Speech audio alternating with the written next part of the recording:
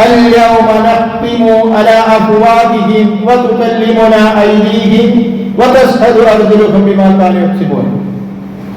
വായക്ക് സീല വെക്കപ്പെടും, കൈകൾ സംസാരിക്കും, കാല് സാക്ഷി നിൽക്കും.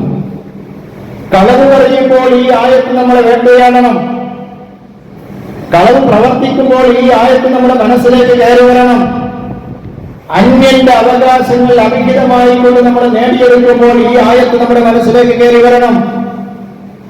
അതുപോലെ തന്നെ അനീതിയും അക്രമങ്ങളും പ്രവർത്തിക്കുമ്പോഴും അത് കൂട്ടുനിൽക്കുമ്പോഴും ഈ ആയത്ത് നമ്മുടെ മനസ്സിലേക്ക് കയറി വരണം. ലഹരി ഉപയോഗിക്കുമ്പോഴും അതിന്റെ ബിസിനസ്സുകാരായ വിൽപ്പന നടത്തുമ്പോഴും ഈ ആയത്ത് നമ്മുടെ മനസ്സിലേക്ക് കയറി വരണം. അവിഹിതത്തിൽ ഏർപ്പെടുമ്പോഴും അതിനുള്ള ശ്രമങ്ങൾ നടത്തുമ്പോഴും ഈ ആയത്ത് നമ്മുടെ മനസ്സിലേക്ക് കയറി വരണം.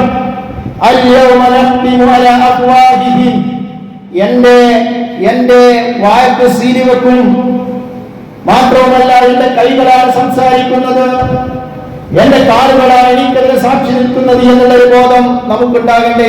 നിങ്ങൾ ആലോചിച്ചു നോക്കും. ആ ആട്ടിനെ വേട്ടയാടിയ ആ വാക്ക് നമ്മളെയും വേട്ടയാടേണ്ടതുണ്ട്.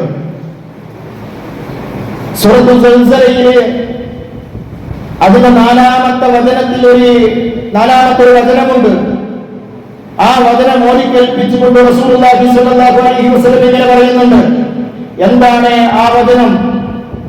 യൗമഇൻ തുഹദ്ദിസു അഖ്ബാറഹ, ഭൂമി അതിന്റെ കാര്യങ്ങൾ പറയുമെന്നാണ് ആ ആയത്തിൽ അല്ലാഹു പറയുന്നത്.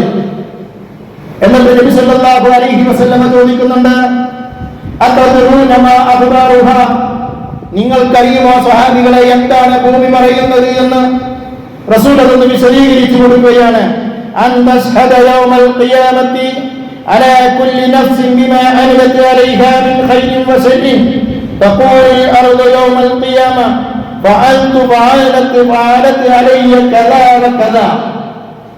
ഒരു മനുഷ്യൻ അവൻ നന്മ ചെയ്യട്ടെ തിന്മ ചെയ്യട്ടെ, ആ നന്മ ചെയ്ത സ്ഥലവും ആ തിന്മ ചെയ്ത സ്ഥലവും നാളെ പരലോകത്ത് വെച്ചിട്ട് ഇവനിക്ക് അനുകൂലമായിക്കൊണ്ടും പ്രതികൂലമായിക്കൊണ്ടും സാക്ഷി പറയും എന്നതാണ് അല്ലാഹു തആല പറഞ്ഞതിന്റെ അർത്ഥം നബി സല്ലല്ലാഹു അലൈഹി വസല്ലം പറഞ്ഞു കൊടുക്കുന്നുണ്ട്.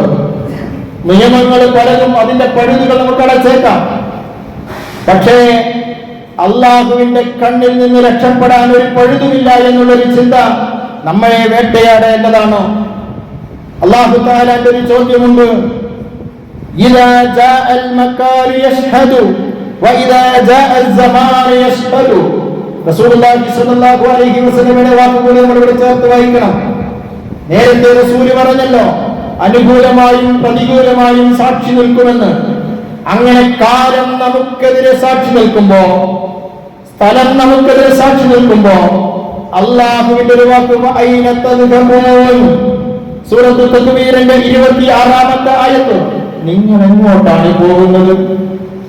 അയ്ന തദ്ഹബൂൻ, നിങ്ങൾ എങ്ങോട്ടാണ്? അള്ളാഹുവിന്റെ കൽപ്പനയ്ക്ക് വിരുദ്ധമായി പ്രവർത്തിച്ച് അള്ളാഹുവിനെ മറന്നുകൊണ്ട് ജീവിച്ചാല് നിങ്ങൾ എങ്ങോട്ടാണ് പോകുന്നത്? ഇത് വല്ലാത്തൊരു ചോദ്യമല്ലേ? ഈ ചോദ്യം നമ്മളോടല്ലേ ചോദിക്കുന്നത്?